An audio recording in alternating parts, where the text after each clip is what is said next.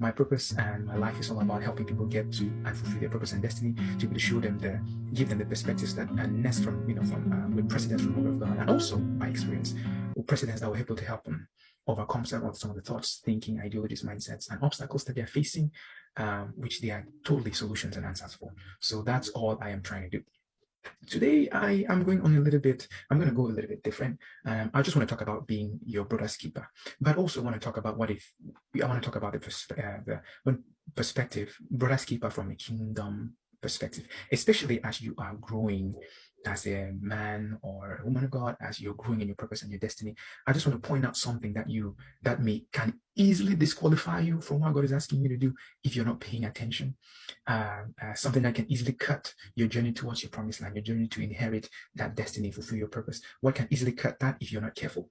I've seen it happen in my life quite a bit, and with the help of coaches and mentors, I've had to overcome this a few times, and I've had a few near misses as well. But I just wanted to share with you again. It might not necessarily cut you off from your destiny, but it could incredibly impact your walk or impact the timing of getting to where you need to be.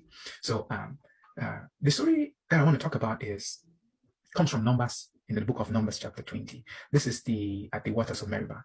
The children at Meribah are complaining, children of Israel, the people of Israel are complaining that they don't have any water to drink. Right? Of course, Moses and Aaron, being the good leaders that they are, go and fall face down at the tent of the presence of the Lord, and God instructs them. God instructs Moses. Right? Aaron is there, but God instructs Moses to go, and he tells Moses and Aaron, go assemble the people together, and then God tells Moses, at the rock. Previously, you've hit the rock, but this time I want you to speak to the rock and what will come out of it. Those were the instructions. Remember, swift and complete obedience, those were the instructions. Now, fast forward, Moses and Aaron have gathered the community. Moses is standing at the rock. He's mad, he's really angry, and he's addressing the community because of their constant complaining and murmuring, right? Like we all do sometimes. And in his anger and his complaining, what does he do? He strikes the rock one time. He strikes the rock the first time. No water comes out. Then he strikes the rock again. Then water comes out. Was that a result? Yes. But was that disobedience? Yes. His disobedience produced a result. But at the end of the day, it was still disobedience, because that disobedience cost him from not entering the promised land. Again, I know I'm talking about brother's keeper, but I just thought, let me just point that note right here. People always like, follow results.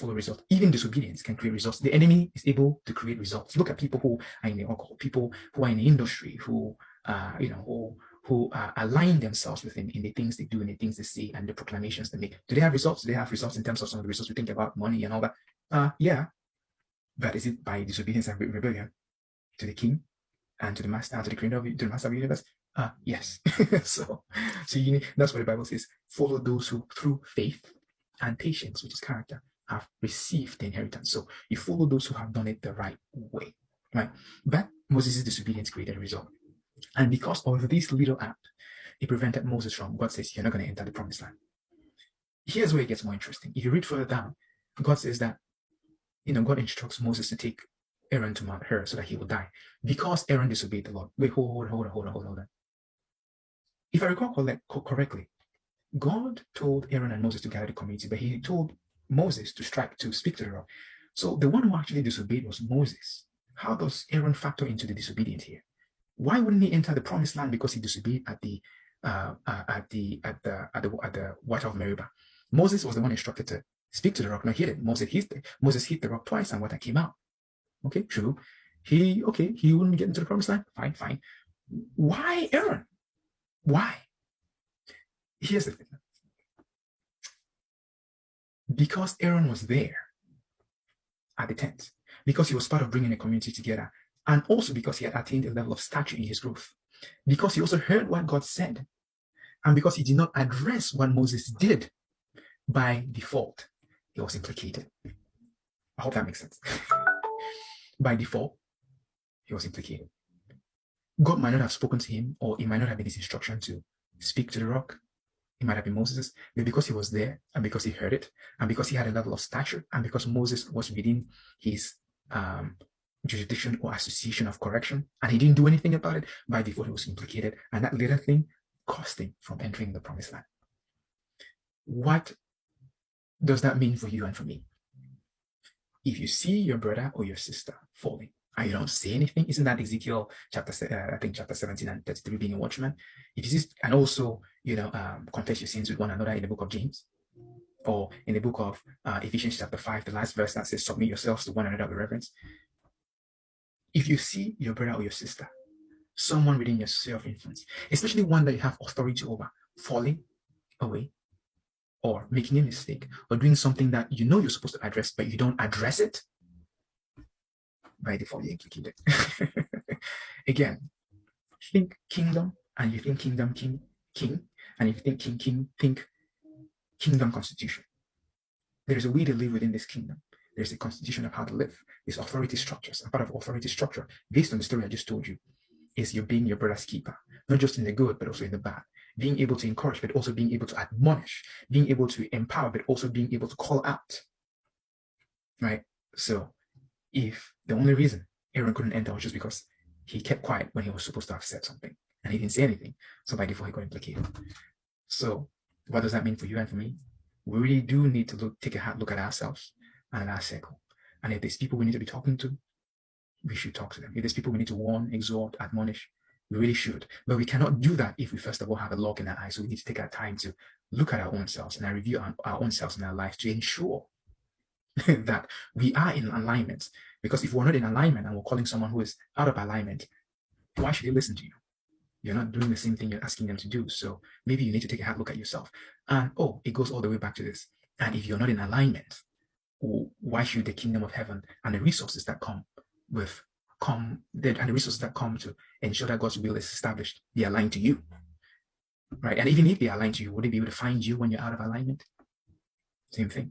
So just wanted to throw that thought in there. It's just something that I learned not too long ago, and it just has been profound, something that's been profound for me and to me. And it's helped me be able to connect more with my friends. And I'll share with you how I do my best to keep myself constantly in alignment with the Spirit of the living God. I'm hearing all the time. I'm hearing instructions and announcements so that I'm constantly moving forward in swift and complete obedience. And even when I'm not completely obedient, He is able to bring it back to my mind because I am in alignment, and I'll be able to share with you another time how I'm able to do that, or my practice, again, with precedence from the word and by experience that I've been able to see results. I will share with you practice that could potentially be helpful and useful for you. But I just wanted to be able to share just those thoughts and ideas, and hopefully this helps you in your walk. You can't say you want to go out and into your sphere of influence and create all this great change when yourself and your own current association, you haven't done anything with it, right? If you can't do this basic thing, how can you go out there and learn to encourage and then at the same time admonish, empower, at the same time help someone become disciplined in something when you don't have a relationship with them, whereas you have a relationship with someone close to you and you haven't done anything with it? Same thing. So I hope this helps. Again, what does that mean for you and for me?